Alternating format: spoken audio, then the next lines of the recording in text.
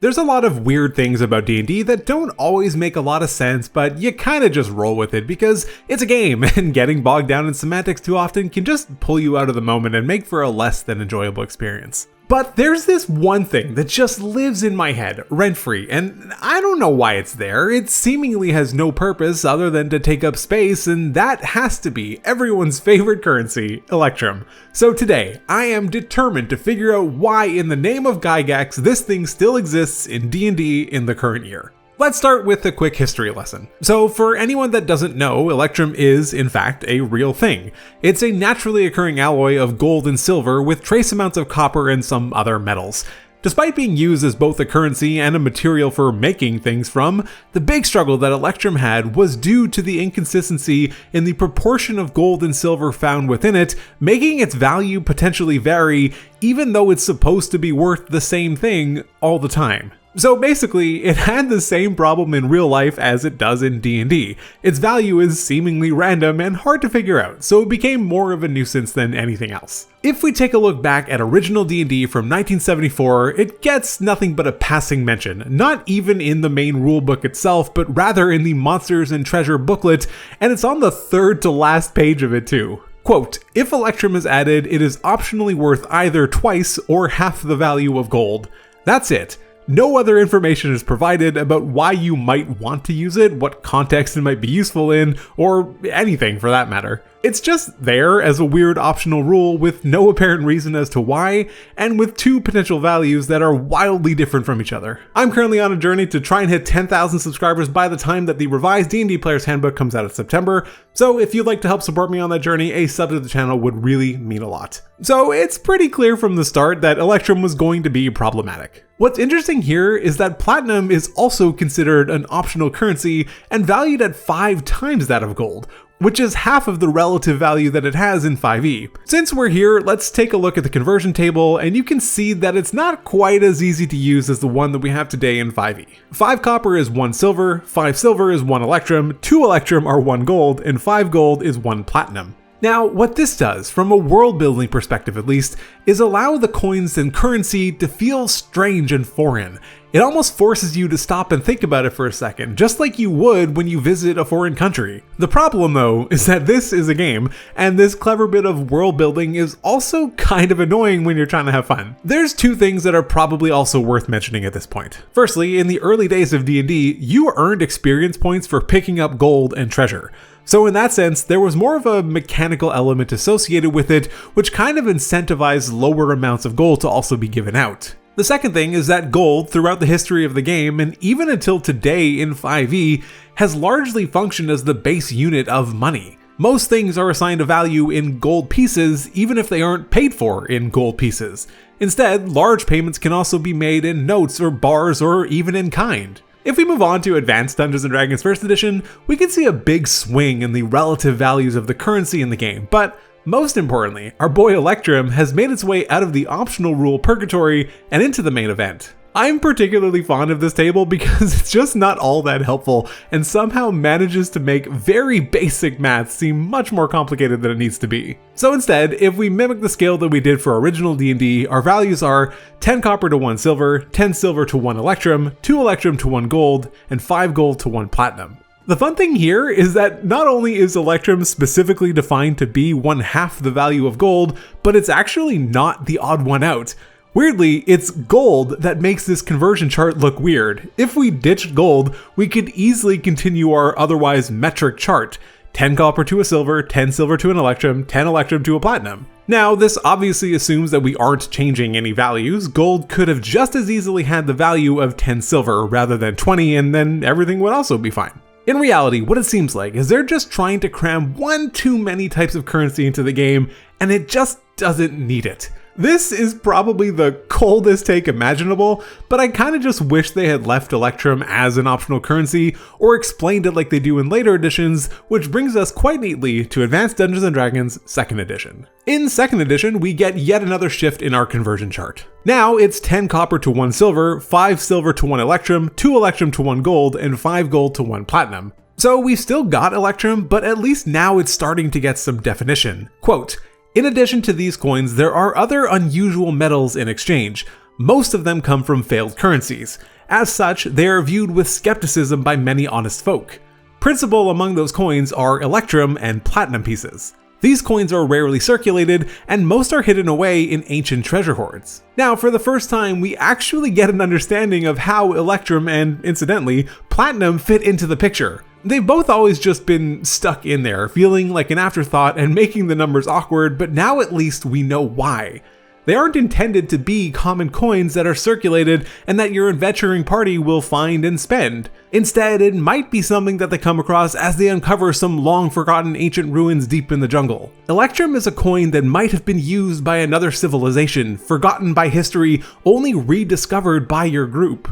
As such, while the coins might have value, they don't necessarily have much value. You're probably not going to be able to hire mercenaries, buy swords, armor, or magic weapons with Electrum, but you might be able to use it to gain favor with very specific merchants who specialize in ancient relics and artifacts. Or you pass it along to a wealthy eccentric in exchange for some favors of your own, or you trade it for information at a museum, a library, or an archivist. Regular townsfolk might be caught off guard by you offering Electrum for their wares. Maybe they'll think you're trying to pass it off as counterfeit coins, or maybe they'll think you stole it from a protected site. Most commoners you encounter are, well, commoners. They most likely won't have the knowledge of what Electrum is to evaluate it, or even to understand if it has any true value to them at all. And in most cases, they're more than likely just trying to keep food on their plates, so the eccentricities of unique coins are unlikely to satisfy their hunger. This, to me, feels like the piece of the puzzle that Electrum has been missing for all of these years. A reason to actually want to have it and a way to spend it, and we finally get that really well spelled out in 2nd edition. It isn't supposed to just fit in with the rest of the regularly traded currencies because it isn't one. It creates a weird conversion rate because its value is inherently different. Only certain people will have a reason to want it, and those that do will likely recognize its worth. The wildest part of this whole Electrum journey, though, happens right now. Just after we got the most concrete definition and genuine use case for it, we get to the release of Dungeons & Dragons 3rd edition, in which Electrum is nowhere to be found. I guess that's technically not true. In the entire player's handbook, there are exactly 2 references to it. One in the spell text for Leomund's secret chest, and the other in the glossary where it is defined as a naturally occurring alloy of gold and silver. Presumably, this was only included as Electrum was specifically mentioned in the secret chest spell. So, just like that, Electrum is gone. Where I once would have said good riddance, I now kind of feel sad for it. What is interesting though, is that 3rd edition is the first time that we also got fully metric coin conversions. 10 copper to a silver, 10 silver to a gold, and 10 gold to a platinum. Platinum is still mentioned as being a rarely circulated coin, most commonly found in ancient treasure hoards, but its value is firmly set at the top, and with the highest value relative to gold in the game's history. Moving on to 4th edition is more of the same, except this time there is no mention whatsoever of Electrum in the player's handbook. It seems like it's gone for good at the moment, but we do see a new inclusion: Astral Diamonds. Astral Diamonds are used for transactions of staggering wealth, but aren't typically used in the material plane, but rather those of the Astral Sea or the City of Brass and so on. Platinum remains and is still considered to be the currency of long-forgotten empires, but is generally considered to be widely accepted, even if people don't necessarily know what it is. In 4th edition, we still largely remain in the metric system, but the values have slightly shifted again. It's still 10 copper to a silver and 10 silver to a gold, but now it's 100 gold to a platinum and 100 platinum to an astral diamond.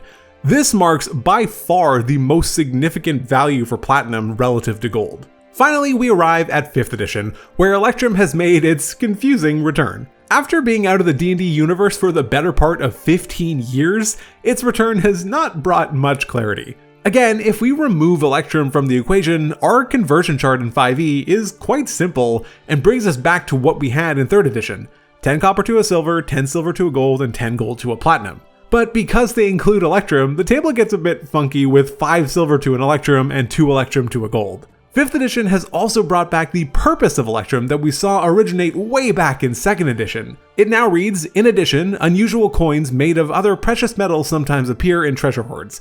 The Electrum piece and the Platinum piece originate from fallen empires and lost kingdoms, and they sometimes arouse suspicion and skepticism when used in transactions. An Electrum piece is worth 5 silver pieces, and a Platinum piece is worth 10 gold pieces. So once again, we have this great, almost plot device in itself, reason to include Electrum, which is so cool, and I am really glad to see it. But if we want to actually try and answer the question of why no one uses Electrum in their games, I do think that there are a few reasons. First, I don't think most people have read this paragraph explaining it.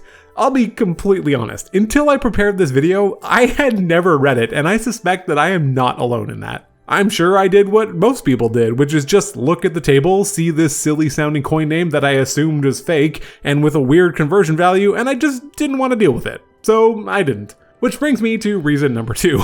It has silly conversion values that make people just not want to deal with it. When all other currencies work so cleanly with tens, it gets kind of annoying to deal with increments of 5 and 2. Honestly, especially the 2. 2 Electrum to 1 gold just feels ridiculous to say out loud. The values are just so close to each other that it feels like by giving out Electrum that you're just going out of your way to be annoying for no apparent reason. Even though it does have a pretty cool backstory and reason for being in the game, I suspect many are just not aware of this. Finally, it has essentially zero support from Wizards of the Coast in any of their published materials with the exception of one book, Curse of Strahd.